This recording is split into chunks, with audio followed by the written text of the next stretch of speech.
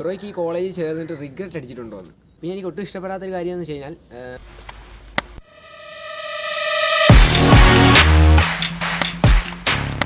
ഇതെല്ലാം എൻ്റെ ലാസ്റ്റ് വീഡിയോയിൽ വന്ന കുറേ കമൻസും ഡൗട്ട്സും ഒക്കെയാണ്. അപ്പം സംഭവം ഇതിൻ്റെ എല്ലാം ഉത്തരമാണ് നമ്മൾ ഈ ഒരു വീഡിയോയിൽ കൂടുതലും പറയാൻ പോകുന്നത്.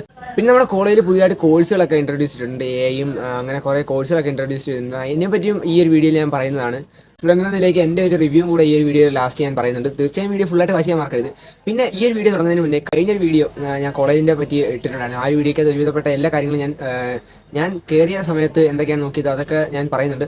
സോ ആ വീഡിയോ കാണാത്തവർക്കായി ഞാൻ വീഡിയോയുടെ ലിങ്ക് താഴെ ഡിസ്ക്രിപ്ഷൻ ബോക്സ് കൊടുത്തിട്ടുണ്ട്. തീർച്ചയായും ചെക്കൗട്ട് ചെയ്യാൻ മറക്കരുത്. സോ വെൽക്കം ടു സോ എഐയുടെയും സൈബർ സെക്യൂരിറ്റിയുടെ റിലവൻസ് മനസ്സിലാക്കുന്നുണ്ടായിരിക്കണം. കോളേജിൽ പുതിയതായിട്ട് 2 കോഴ്സുകളാണ് ഇൻട്രൊഡ്യൂസ് ചെയ്തിട്ടുള്ളത്.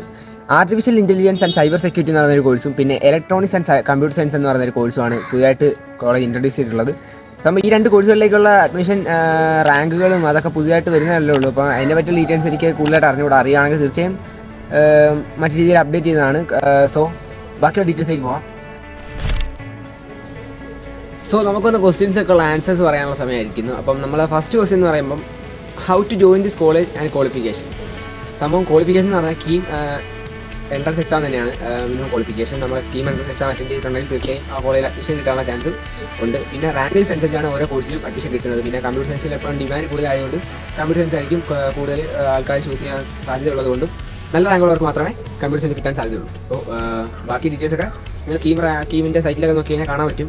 പിന്നെ സെക്കൻഡ് ക്വസ്റ്റിലേക്ക് പോകാം. ഇപ്പോൾ കോളേജ് ചൂസ് ചെയ്യാമോ? കോളേജ് ടൂർ എന്ന് ഉദ്ദേശിച്ചത് എനിക്ക് തോന്നുന്നു കോളേജിൻ്റെ സ്ട്രക്ചറും എല്ലാം കാണിച്ചുള്ള വീഡിയോ ആയിരിക്കും. സംഭവം അത് പ്രത്യേകിച്ച് ഞാൻ അങ്ങനെ ഒരു വീഡിയോ ഷൂട്ട് ചെയ്തിട്ടില്ല. എങ്കിലും നമ്മുടെ കഴിഞ്ഞ കോളേജിൻ്റെ വീഡിയോയ്ക്കകത്ത് നമ്മൾ കുറേ വിഷ്വൽസ് എല്ലാം കാണിച്ചിട്ടുണ്ട്. അതിൻ്റെ അകത്തെ എല്ലാ ഇൻഫ്രാസ്ട്രക്ചറുകളും കാണിക്കുന്നുണ്ട്. സോ അതൊന്ന് കണ്ടു കഴിഞ്ഞാൽ നമ്മുടെ കോളേജിൻ്റെ അകത്തെ എല്ലാ ഭാഗങ്ങളും കാണാൻ സാധിക്കും. ക്വസ്റ്റ്യൻ CS അവിടെ എങ്ങനെയുണ്ട്, EC എങ്ങനെയുണ്ട്, അങ്ങനെയൊക്കെയുള്ള ചോദ്യങ്ങളാണ്. ഓരോ ഡിപ്പാർട്ട്മെൻറ്റിലെ ഇപ്പോൾ EC ഡിപ്പാർട്ട്മെൻറ്റ് എങ്ങനെയുണ്ട്, CS ഡിപ്പാർട്ട്മെൻറ്റ് എങ്ങനെയുണ്ട്, ഒരുവിധം എല്ലാ ഡിപ്പാർട്ട്മെൻറ്റിലും എല്ലാം നല്ല സാറുമാർ നല്ല ഫെസിലിറ്റീസൊക്കെ ഉള്ള കോളേജാണ്. പിന്നെ നിങ്ങൾ എങ്ങനെയാണ് അതിനെ എടുക്കുന്നത് എന്നുള്ളത് വെച്ചിരിക്കും. പിന്നെ അപ്പം 4ാമത്തെ ദിവസം വന്നിട്ടുള്ളത് കീമിന് എത്ര മാർക്ക് ഉണ്ടായിരുന്നു എനിക്ക്. അപ്പം എനിക്ക് 136 മാർക്കായിരുന്നു. 900-ലാണ് 136. പിന്നെ +2 മാർക്കൊക്കെ ആഡ് ചെയ്യുമ്പോഴത്തേക്കും എനിക്ക് കീമിൻ്റെ റാങ്ക് വന്നത് 16,605 കണ്ടായിരുന്നു.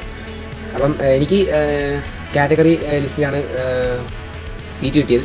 EWS കോട്ടയിലാണ് എനിക്ക് സീറ്റ് കിട്ടിയത്. എനിക്ക് തോന്നുന്നു 16,000 വരെയായിരുന്നു ലാസ്റ്റ് റാങ്ക് വന്നിട്ടുള്ളത് മെറിറ്റ് സീറ്റിൽ. മെറിറ്റ് സീറ്റാണ് ഞാൻ കാറ്റഗറി സീറ്റില്ലാതെ നോർമൽ സീറ്റ് 16,000 വരെയായിരുന്നു കമ്പ്യൂട്ടർ സയൻസിന് എടുത്തിരുന്നത്. പിന്നെ ഔട്ട് ഓഫ് 600 എത്രയാണ്? അത് തന്നെയാണ് 136 ഔട്ട് ഓഫ് 600-ലാണെന്ന് തോന്നുന്നു 136. എനിക്ക് അവിടെ പഠിക്കണം.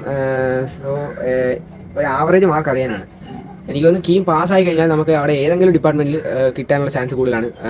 പിന്നെ അടുത്ത ക്വസ്റ്റ്യൻ വന്നിട്ടുള്ളത് ബ്രോ അവിടെ കോളേജ് ബോയ്സ് ഹോസ്റ്റലുണ്ടോ?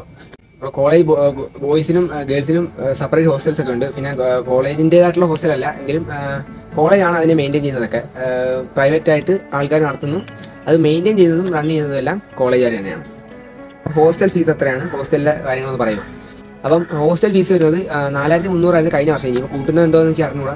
4,300 ഒരാൾക്ക് ഫുഡ് ആൻഡ് അക്കോമഡേഷൻ പ്ലസ്. അപ്പം എൻ്റെ കുറേ ഫ്രണ്ട്സൊക്കെ ആണെങ്കിൽ ഇപ്പം ഫുഡ് അവർ തന്നെ കണ്ടെത്തിയിട്ട് സ്റ്റേ മാത്രം നോക്കുന്നതാണെങ്കിൽ എന്തോ 1,500 രൂപ 1,700 രൂപ എങ്ങാണ്ട് മാത്രമേ ഉള്ളൂ സ്റ്റേ മാത്രം. ഫുഡ് നമ്മൾ നോക്കുകയാണെങ്കിൽ സ്റ്റേ മാത്രം 1,300 രൂപ.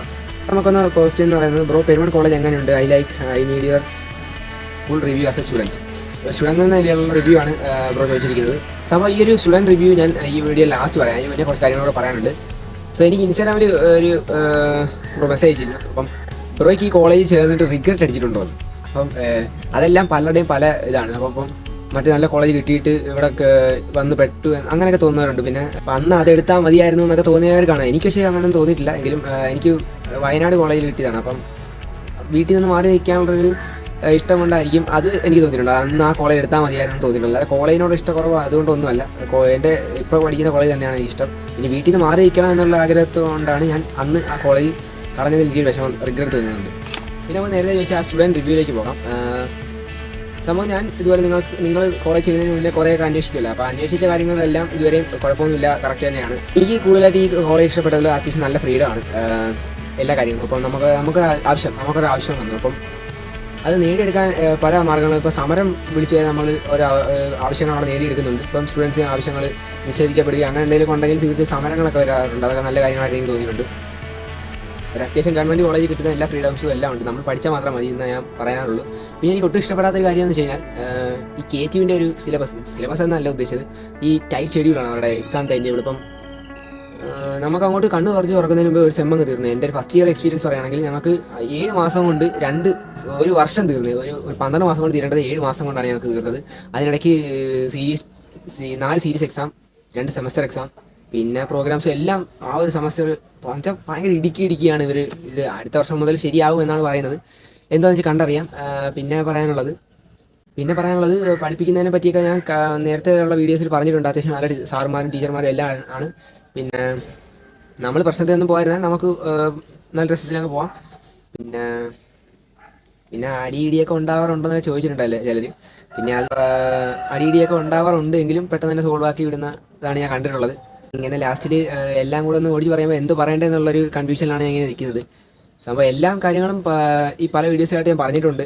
അപ്പം തീർച്ചയായും പഴയ വീഡിയോസ് എല്ലാം കണ്ടു നോക്കിക്കഴിഞ്ഞാൽ മനസ്സിലാവും. സോ ഇന്നത്തെ വീഡിയോ ഇഷ്ടപ്പെട്ടാൽ തീർച്ചയായും ലൈക്ക് ചെയ്യാൻ, ഷെയർ ചെയ്യാൻ, സബ്സ്ക്രൈബ് ചെയ്യാൻ മറക്കരുത്. ഇതുപോലെ കോളേജിൻ്റെ മാത്രമല്ല കുറേ വീഡിയോസ് ഞാൻ പോസ്റ്റ് ചെയ്യുന്നുണ്ട്. തീർച്ചയായും വീഡിയോസ് എല്ലാം ലൈക്ക് ചെയ്യാനും ഷെയർ ചെയ്യാനും സബ്സ്ക്രൈബ് ചെയ്യാനും മറക്കരുത്. സോ മറ്റൊരു കാണുന്നവരെ ഗുഡ് ബൈ.